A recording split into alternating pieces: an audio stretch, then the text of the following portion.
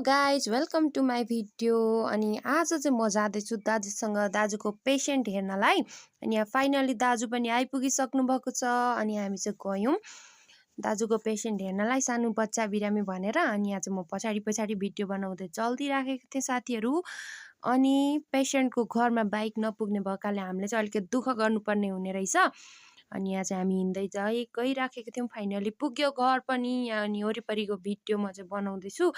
माथिदेखि हिँड्दै आएको हामी चाहिँ एकदम गलेर। अनि यहाँ दाजु चाहिँ फोनमा बोल्दै हुन्छ कोसँग। अनि यहाँ फाइनली हामी पुग्यौँ। अनि यहाँ मेरो पेसेन्ट पनि रहेछ, मलाई देखेर भुक्दै छ, पक्कै पनि यसले मलाई चिनिसकेको छ। अनि यहाँ दाजुले चाहिँ सिरिन्जहरू रेडी गर्दै हुन्छ। अनि यहाँ हेर्नु न कत्रो भाले लगिदिउँ जस्तो भएको, तर लान मिल्दैन थियो।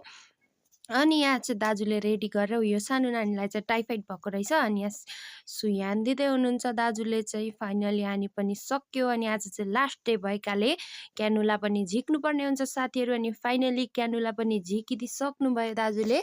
त्यस पछाडि फर्क्यौँ हामी घरतिर। अनि म चाहिँ यहाँ फुल समातेर एकदम दामी भिडियो बनाउँ भनेको कालो न कालो आएछ।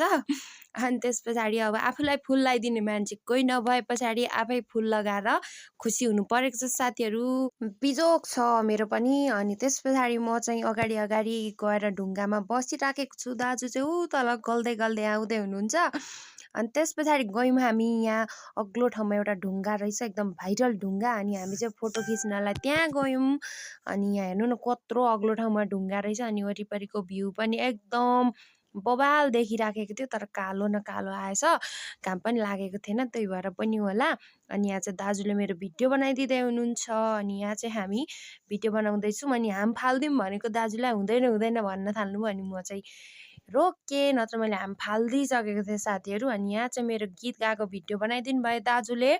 अनि फाइनली हामी आइपुग्यौँ बाइक भएको ठाउँमा। अनि हामी फर्क्यौँ घरतिर। अनि यो चाहिँ यहाँ यासुक जानलाई राम्री भएर रेडी भएको रहेछ। कस्तो देखिया थिएँ भन्छ, एकदम राम्री देखिया छेस् भनिदिएँ।